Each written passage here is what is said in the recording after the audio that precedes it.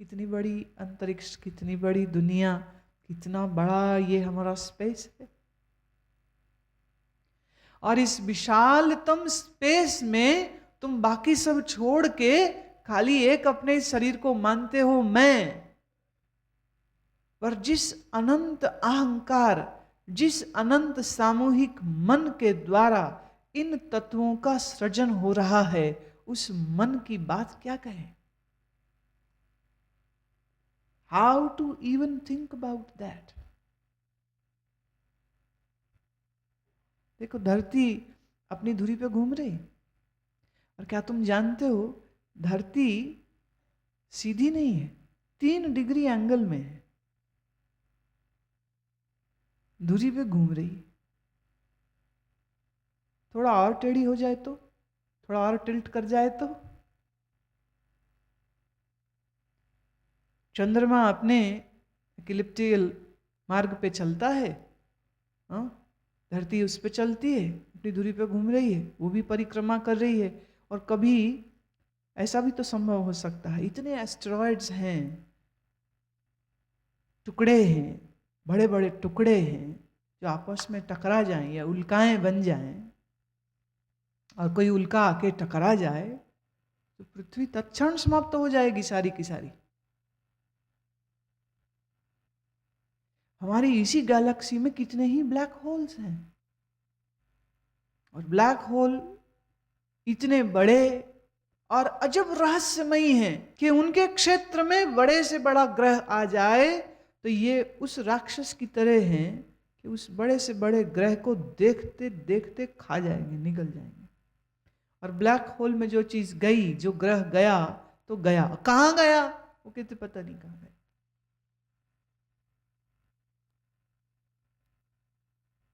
And still we are living, and still our earth is living, and still our earth is still not eaten up by some black hole. Isn't it amazing?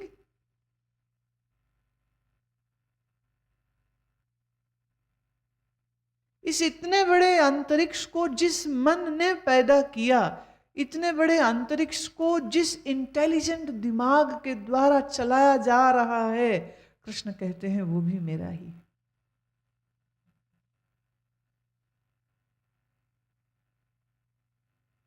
एक मन तो वो जो तुम्हारे पास है, और एक मन वो जो समष्टि मन है, और तुम्हारा मन उसी समष्टि मन का एक छोटा सा नन्हा सा बिंदु है, डॉट, माइक्रोस्कोपिक डॉट।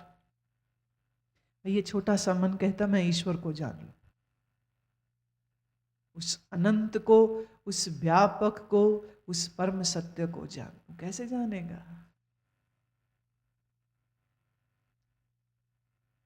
भगवान कहते हैं अपरयेयमित सत्वन्याम प्रकृतिम विद्धि में पराम जीवभूताम महाबाहु येदम धार्यते जगत।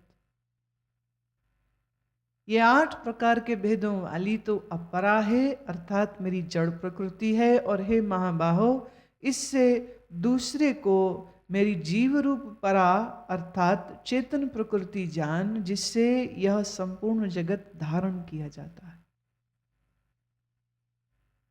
भगवान कह रहे हैं 8 भेद वाली ये जो प्रकृति है, इसको हम कहते हैं अपरा, और ये जड़ है।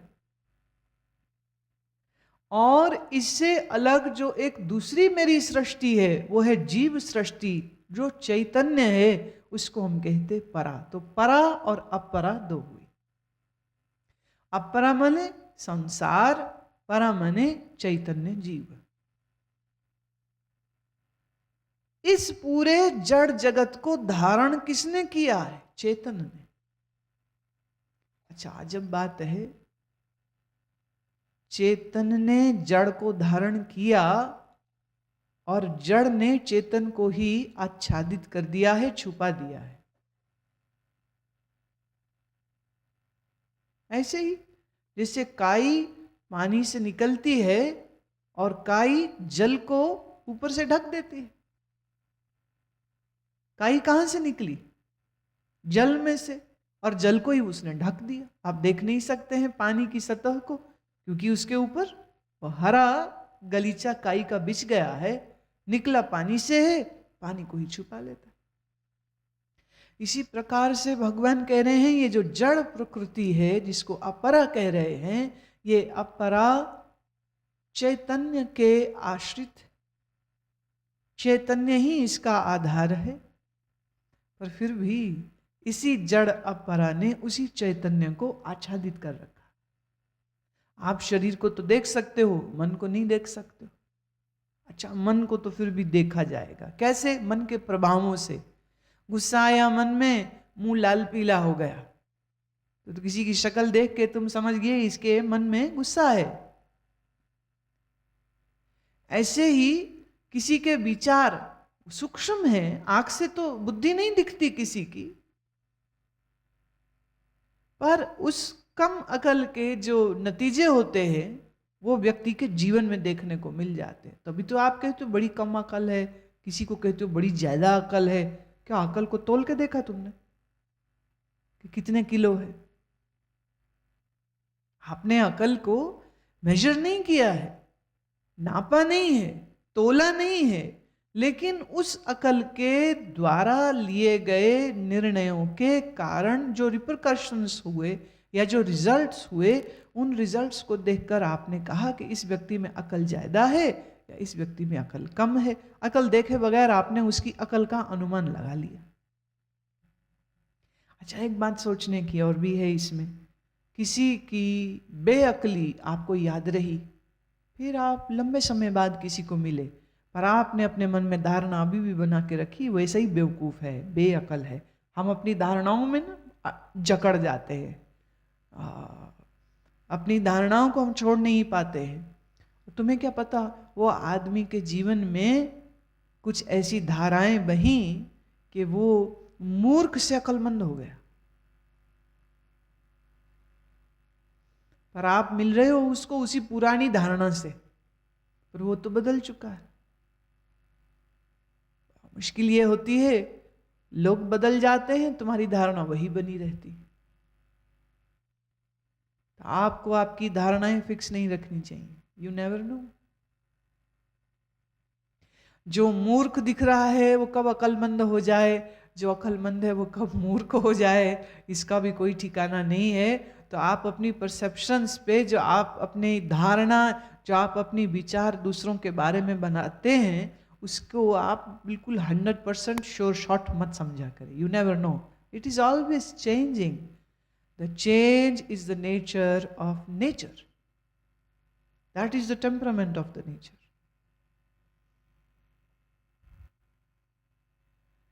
इस मन को, इस बुद्धि को, इस जड़ प्रकृति को जिसने धारण किया वह चेतन दिखता नहीं है।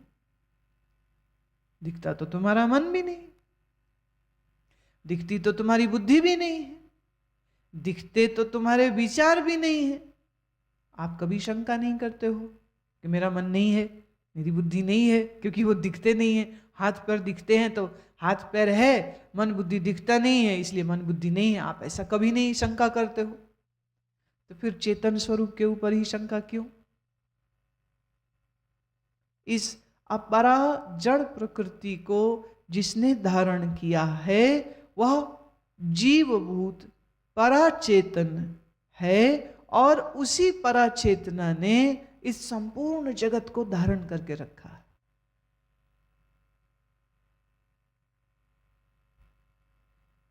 एतद्योनीनि भूतानि सर्वाणि युप्धारय आम कृत्संस्य जगत प्रभवा प्रलयस्तथा।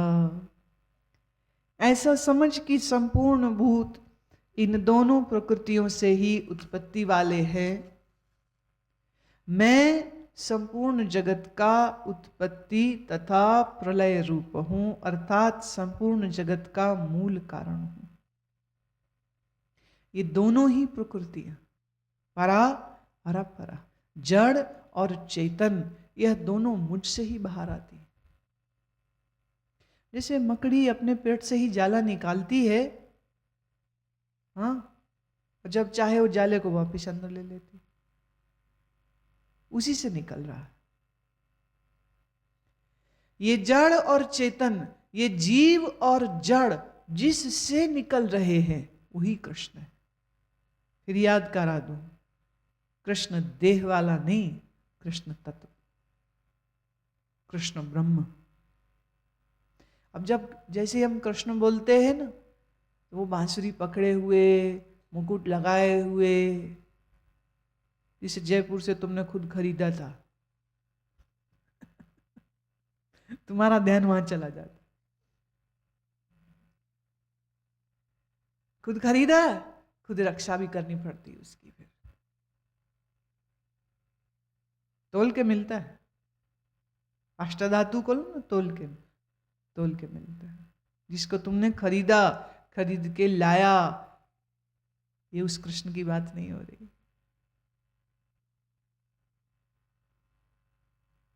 भगवान पहले ही कह चुके, मुझ तत्वरूप कृष्ण को दुनिया जानती नहीं है, और जिस कृष्ण को दुनिया जानती है वो कृष्ण है ही नहीं।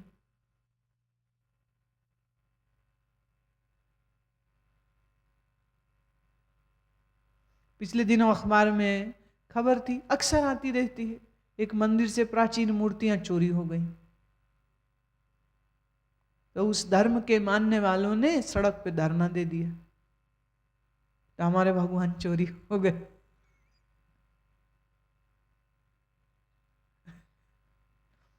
हमारे भगवान चोरी हो गए।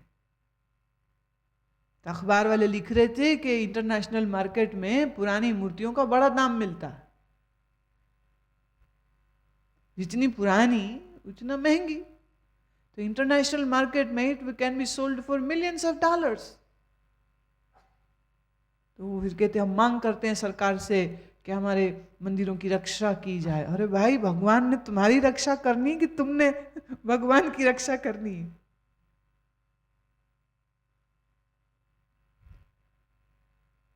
हमारे मंदिर से चोरी हो गई। मंदिर से आभूषण, रुपया, पैसा चोरी हो तो समय लगती है, तो भगवान ही चोरी हो गया।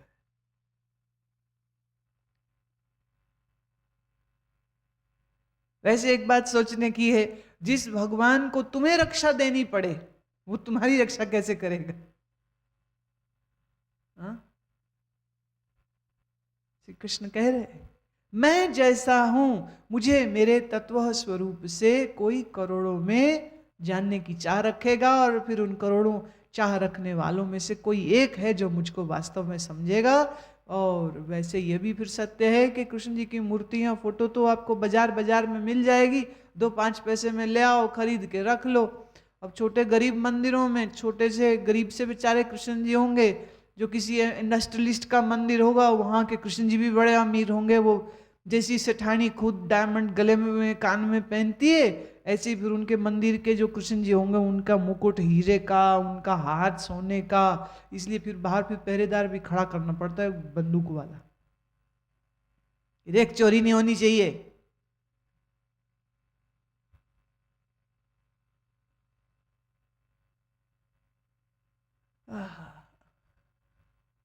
तत्वतः कृष्ण को जो नहीं जानता है, देखिए, आपको कहीं ऐसा प्रतीत होता हो कि हम एक ऐसी बात अद्भुत कर रहे हैं, तो बात तो सच में ही अद्भुत है ही नहीं। अब इसमें हम लगाव छुपाव क्या करें? कृष्ण की मूर्ति का जो लाभ है, या कृष्ण की मूर्ति क्यों घर में रखी जावे, ये बड़ी सोचने की बात है। और अगर तुम इसको ठीक से समझ गए तो फिर तुम हमारी इस बात को भी समझ जाओगे जो हम अभी बोल रहे हैं।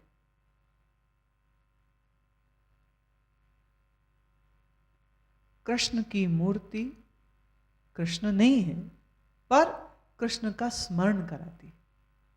और जब हम कृष्ण का स्मरण करते हैं तो वो इसलिए ताकि जो उसने वचन बोल हमें गीता में कहे हैं, हम उन वचनों को स्मरण कर सकें। और गीता के वचन क्या कहते हैं? कृष्ण क्या बोलते हैं? देह नहीं, मन नहीं, बुद्धि नहीं, हे अर्जुन, तो शुद्ध साक्षी स्वरूप चेतन स्वरूप है। तो जीव रूप अर्जुन को जब वो साक्षी ब्रह्म होने का ज्ञान करा रहे हैं तो स्वयं कृष्ण क्या एक शरीर है?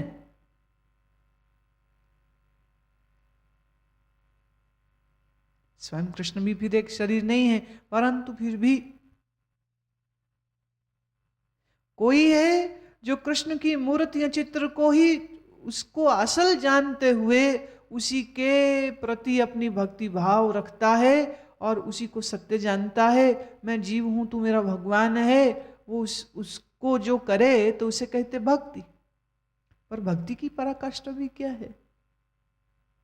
भक्ति की पराकाष्ठा भी यही है कि जब भक्त को अपने ही भीतर में उस भगवत्ता का एहसास हो और भक्त अपने आप को उसी भगवत स्वरूप में लीन कर दे, इसे हम कहते भक्ति की पराकाष्ठा होगी।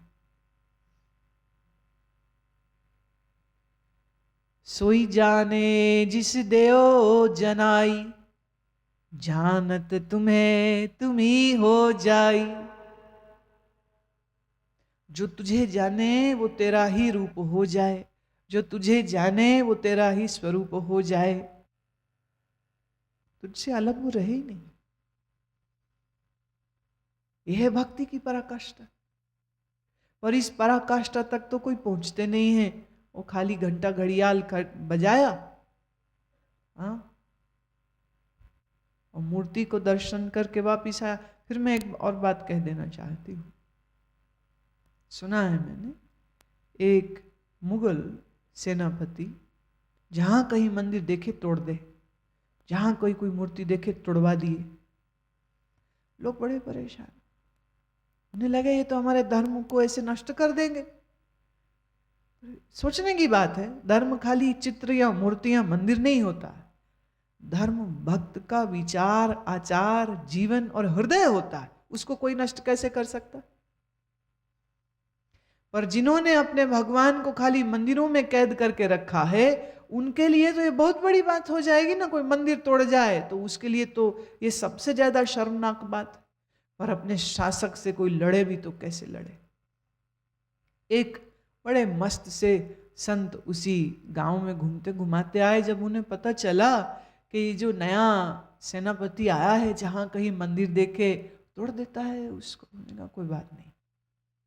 अकलमंदी हाथ से लड़ने में नहीं होती है। अकलमंदी ये होती है कि आप अपने दुश्मन से अकल से ही लड़ लो।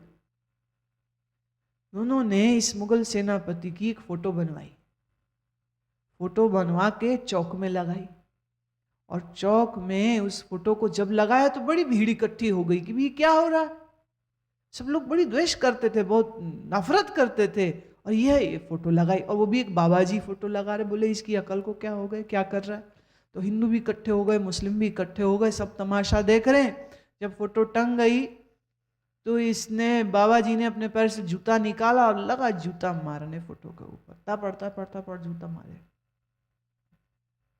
इतने में खबर सेनापति तक भी पहुंच गई। संयोग की बात, वो जिस समय उधर से निकलता था, बाबा जी ने ये सारा ड्रामा लगभग उसी समय वहां किया। अब वो आया तो वो देख रहा है, उसे बहुत गुस्सा, उसने तलवार निकाली, बोले पकड़ गए, लाओ इसने, किसने ऐसा किया? बोले ये बाबा है, पागल है बाबा, इसने ऐसा किया। बोले क्यों किया?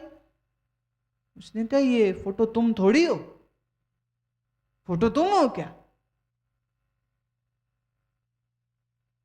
बोले मैं तो नहीं हूं, पर है तो मेरी ना। वो तुम्हें थोड़ी कुछ कह रहा हूं, तुम्हें सलाम बजा रहा हूं, सलाम हुजूर, माई बाप हो आप तो हमारे अन्नदाता हो। बोले हद हो गई, मुझे तू अन्नदाता कह रहा है, माई बाप कह रहा है, और मेरे फोटो को जूता मार रहा है, ये क्या बात हुई? कहते जी आपकी फोटो आप थोड़े हो। बोले हाँ मैं वही तो कह रहा हूं, भले वो मेरी फोटो नहीं है, मेरी फोटो मैं नहीं है, पर तू मेरी फोटो पे जूता नहीं मार सकता है। बोले मैं तो वही काम कर रहा हूं जो आप करते हो। कृष्ण की मूर्ति कृष्ण नहीं है, पर याद तो उसी कृष्ण को करा रही है ना। तो अगर तेरी बनाई हुई फोटो में मैं जूता मारता हूं, तुम्हें बुरा लगता है, तो ऐसे ही हमको भी बुरा लगता है। उसने कहा ठीक है भाई, आज के बाद इस गांव में किसी मंदिर को हम तोड़ेंगे नहीं, सब मूर्तियां सुरक्षित हो गई।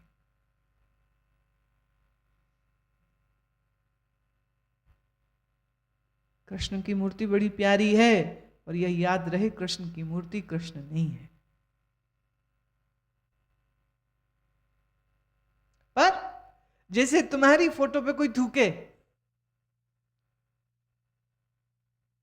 तुम्हें बुरा लगेगा, लगना नहीं चाहिए। उस कागज को बुरा लगना चाहिए जिसके ऊपर वो इमेज है, और कागज को तो बुरा लगेगा नहीं, कागज के पास मन नहीं है।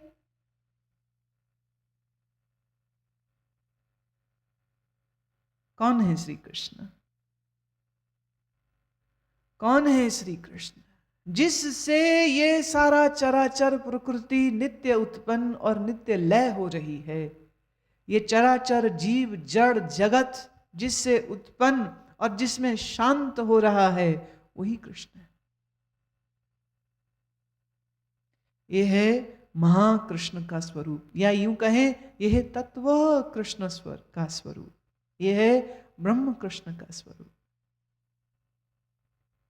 मत्तः परतरम नान्यत् किंचिदस्ति धनंजय, मयि सर्वमिदं प्रोक्तम सूत्रे मणिगणा इव। हे धनंजय, मेरे से सिवाय किंचित मात्र भी दूसरी वस्तु नहीं है।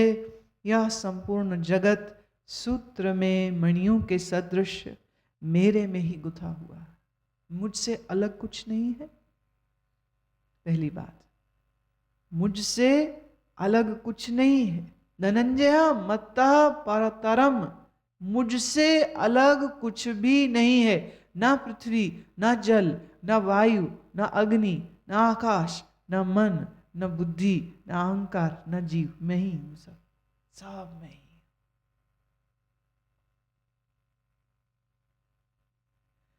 कोई ये ना समझ पाए कि कैसे, तो साथ ही साथ दूसरा उदाहरण दे दिया। जैसे मणि की माला के अंदर सूत्र चलता है, सब मणियों के अंदर एक ही सूत्र चलता है, ठीक इसी प्रकार से हर जीव जीव के भीतर, हर जड़ प्रकृति के कण कण के भीतर मैं ही मौजूद हूं। मैं ही मौजूद हूं, सब जगह मौजूद।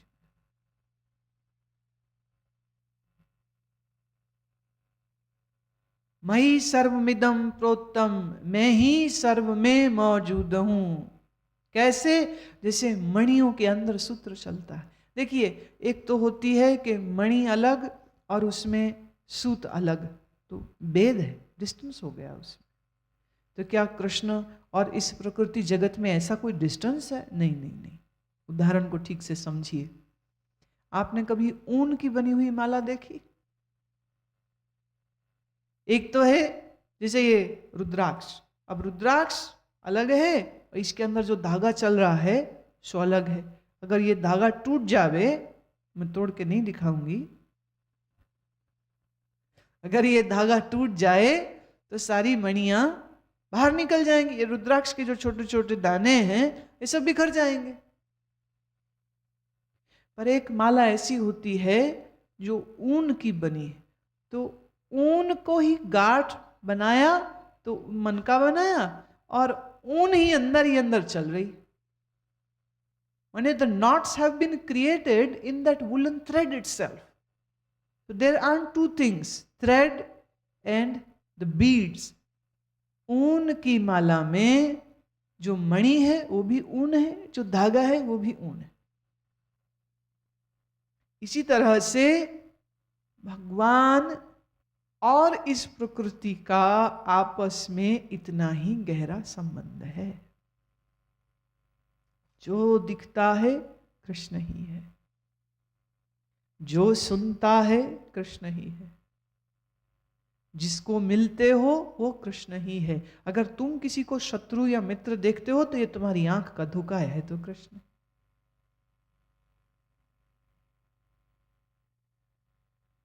तारों में चमक कृष्ण की, इस सूर्य में रोशनी कृष्ण की, ये फूलों में खुशबू कृष्ण की, ये नदियों में बहना कृष्ण का, ये समुद्र में लवण कृष्ण का, ये फूलों में महक कृष्ण की, ये तितलियों के रंग कृष्ण के, ये बालकों की हंसी कृष्ण की, ये बूढ़ों के रोग भी कृष्ण ही है।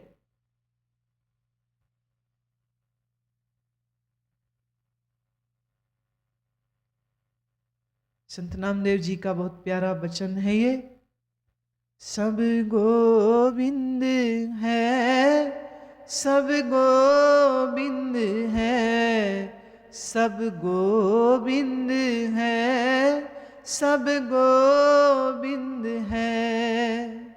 गोविंद बिन नहीं कोई, गोविंद बिन नहीं कोई,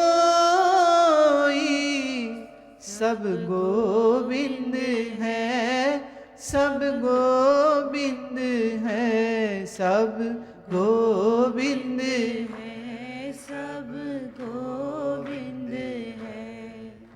गोविंद बिन नहीं कोई, गोविंद बिन नहीं कोई, सब गोविंद है, सब गोविंद है, सब गोविंद है, सब गोविंद है। गोविंद बिन नहीं कोई,